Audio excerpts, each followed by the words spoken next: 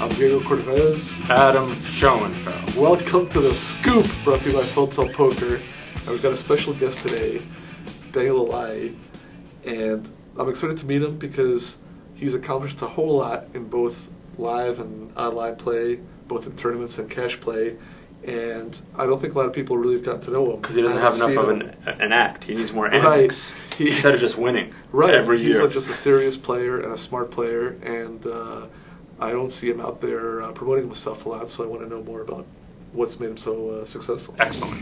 So you've won 3 bracelets in the last 5 years, a huge WPT worth like almost $1.5 million, made the final table of the horse, the big, not horse, but the big Players' Championship, please.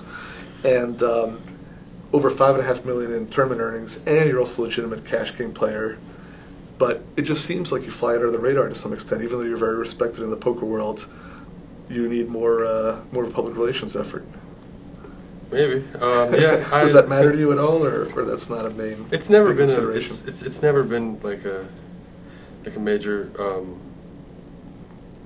focus for me. I've just tried to just play, and I didn't really put too much effort into the other stuff. But it seems like maybe I should have. Like, there's probably missed some opportunities, but I don't really care. I mean, it's like I kind of like just chilling and. Your main goal is just winning and. Yeah, just winning, relaxing, and just kind of going at my own pace, my own schedule. A lot of people might think, as long as you're winning the money and also you have the pride of accomplishment because your game's improving and you're good at all the games, it's better to not be famous because you don't get bothered when you go out. Is that good or bad? Yeah, like I can definitely see that for sure. I mean, I don't really like, I'm kind of low key in general, so I don't really like to be bothered with that stuff anyway. But the respect of your peers is important. Yeah, it definitely is important to me.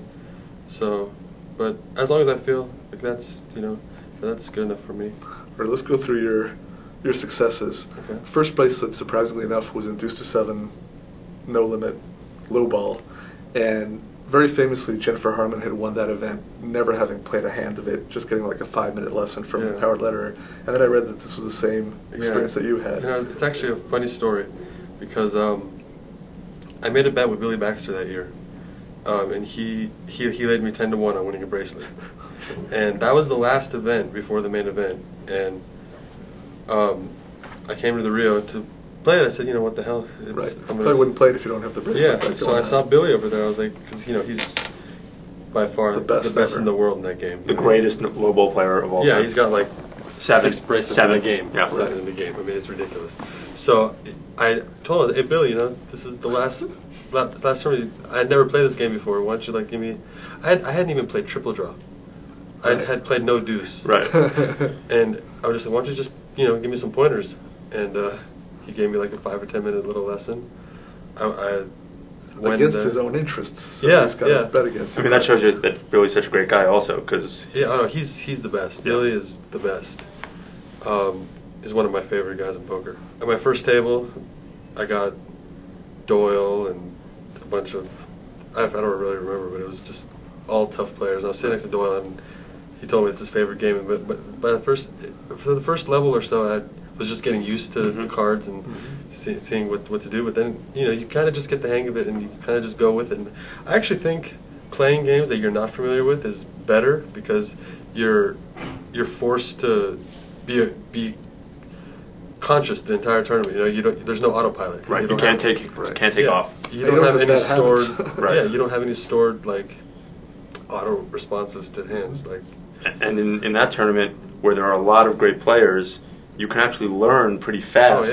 If you're watching what they're doing, you can pick up a lot. And if you have no auto, in that game especially, because there's a lot of antes and there's a lot of bluffing, it's good to always be alert and paying attention to everything, because you don't just throw away bad hands when you see them. You look at them, you kind of look at the situation. You might re-raise a guy with nothing, because a lot of times they just can't really call you, and because since you can't limp, they're opening with all the hands that they're gonna play, and not all of them can call a re-raise. So there's a lot of poker involved in that game.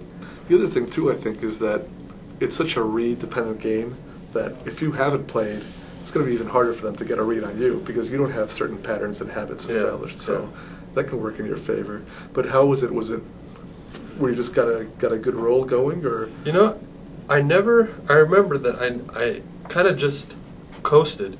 I never really had any big hands. I never really had any all-in confrontations until the final table, and I think that probably worked to my benefit because there's a lot of cooler situations in that game, and I just never had any of those come up. I just kind of went by, played poker, and then when the final table came, then I got a couple of all-in situations. But yeah, no, I kind of just pretty much like quietly made it to the final table. No big confrontations, just kind of moved up with the rise of the antes and blinds. Now that you've had more experience in the game, do you ever look back and just think, in some ways, when you knew less about the game, it was a better game for you, or a better situation? Or have you not played it that much since then? Like I said, no, I've actually played it quite a bit. But like I said, when there's something about playing something that you are unfamiliar with that I think you play better. You know, you might not be as fundamentally sound, but if you're a good poker player, I don't know. For me at least, it kind of brings out it just drives me more and motivates me more, and I just use my head more. Right, it may bring out your best skills, which are reading and thinking. I mean, one thing that I thought was very interesting, I saw a few interviews you'd done where you use the word psychology a lot, and you talked about the psychological. Well, you didn't really elaborate on the psychological aspects of poker, but you talked about psychology being a key part of your game. And as a generalization, kind of the new generation now is very math-oriented. You know, when you talk about hands, they talk, right away about ranges and equities and so forth. And this was a little more old school, even though you're kind of in that same generation. Is that a fair assessment that you're more focused on reading situations or setting up psychological tactics? Definitely. I mean, I definitely do take into consideration the math, but it's more. You have to. It's more. I don't focus on. I don't think it's as important as people like to make it out to be. I really don't. I mean, I think that intuitively you can. You know what's going on. It's if you're a good poker player and you can read people and you really know the game, I think that is that comes into play a lot more because there's the other thing about the math is if you rely too much on the math, you can't really you're kind of trapped in a box and you can't get out. It's harder to get out of that. A lot of times in tournaments you got to just do things that are unconventional. Mm-hmm. Right. It's necessary to know the math, but if you're rigid, if you let it control you, then obviously you're not going to make the... Yeah, and you become a lot more predictable, I think. Yeah. What are some examples then where, in key hands that you've played, whether it's a tournament or in cash games, where there's been a key decision that's been based on psychology, maybe some context that you had with a specific player or just a way a session had gone, where you did something that maybe other people don't realize is an opportunity? I don't know. I mean, I'm always doing something. I mean, whether it's working or not, or whether it even comes to play, I don't know. But I'm always doing something when I'm playing. Like whether it's playing with my chips a certain way, or looking how they're playing with their chips, and just trying to get inside the head of your opponent and just think along with their thoughts, try to get on their level. It's just something I do like as a reflex. Mm-hmm. You have a soft-spoken, almost mild-mannered air about you, but yet I think you can play super aggressively. Do you play off your image intentionally? No, I just play. I mean, I think naturally I'm a pretty more loose and aggressive player. Mm-hmm. That's how I'm most comfortable. When I need to play tight in tournaments, it's usually kind of a struggle. Thanks for joining us on The Scoop, brought to you by Full Tilt Poker. And when a guy's won $5.5 million in tournaments and 3 bracelets in 5 years, we have to have him back for a second episode. It was part of the rider to his contract. So join us next week with more Daniel Alaei.